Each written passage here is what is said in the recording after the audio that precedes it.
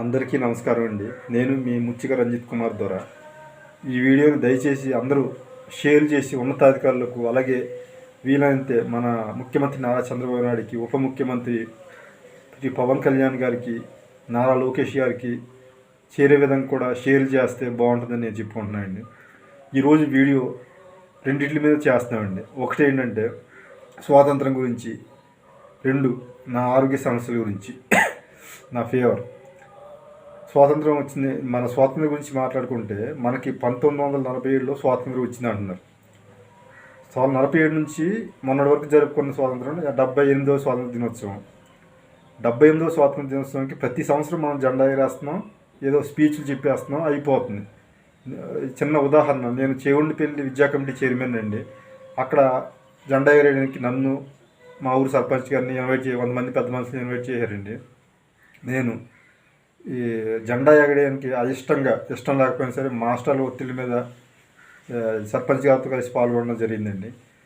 నాకు జెండా ఎగరేయడం ఎందుకు ఇష్టం లేదు అంటే, నేనేదో దేశద్రోహిని అలా అనుకోవచ్చు, లేకపోతే వీరికి ఇష్టం లేదని అనుకోవచ్చు.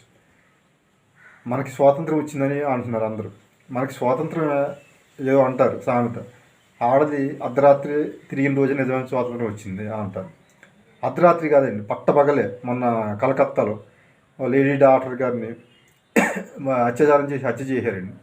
అక్కడే కాదు, రోజు ఏదో ఒక చోట హత్యలు, దౌర్జన్యాలు,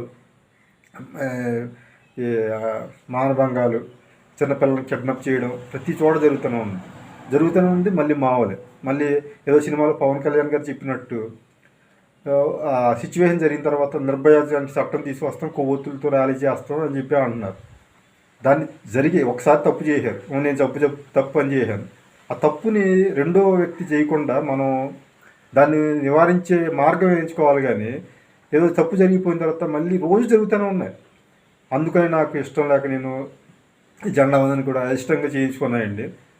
అలాగే రెండోది, నాకు ఈ ఫీవర్ అని చెప్పాను కదండి, నాకు వారం రోజుల నుంచి వైరల్ ఫీవర్.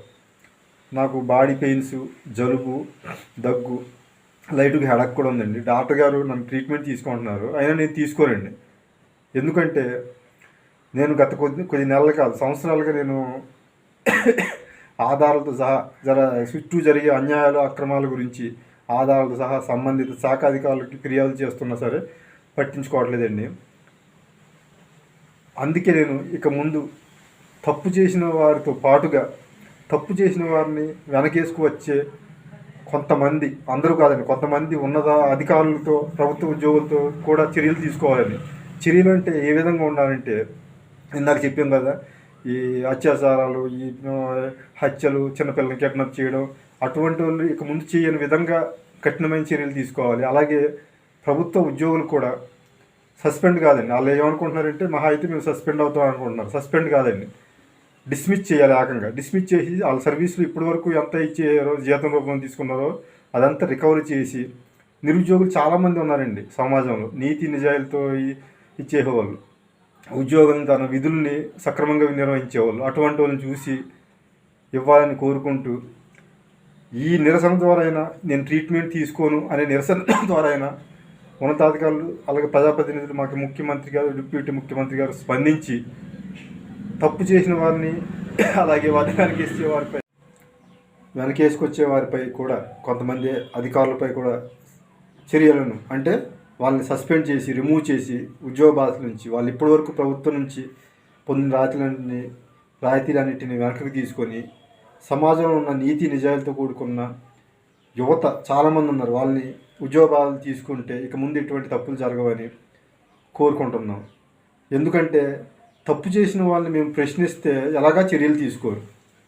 ఎంతగా తెగించారంటే, తప్పు చేసిన వారు కూడా మాపైనే తప్పుడు కేసులు. సమాజంలో నేను ఒక్కడే నీతికి వేయండి, చాలామంది ఉన్నారు, వాళ్ళందరిపైన కూడా ఇలాగే జరుగుతున్నాయి దాడులు. కాబట్టి దీన్ని పరిగణన తీసుకొని ఇక ముందు చర్యలను తీసుకుంటారని కోరుకుంటూ ఈ వీడియోని చేస్తున్నాను. నమస్కారం.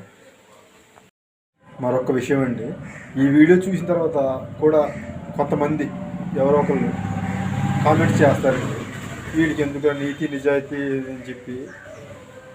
ఎవరు ఎటువంటి కామెంట్స్ పెట్టుకున్నా నాకు పర్వాలేదండి. నేను ముక్కుసూటిగా నా వ్యక్తిత్వంతో వెళ్ళినంత వరకు నేను ఎవరికి ఏం భయపడవలసిన లేదండి. ఈ వీడియో మరొకసారి ద్వారా తెలియజేసుకున్నది ఏంటంటే, ఉన్నతాధికారులు అలాగే ప్రజాప్రతినిధులు స్పందించి తప్పు చేసిన వారిపై ఇక ముందు జరగని విధంగా చర్యలు తీసుకుంటారని, అలా అధికారులపై కూడా చర్యలు తీసుకోవాలని కోరుకుంటూ ఈ వీడియో చేస్తున్నాను.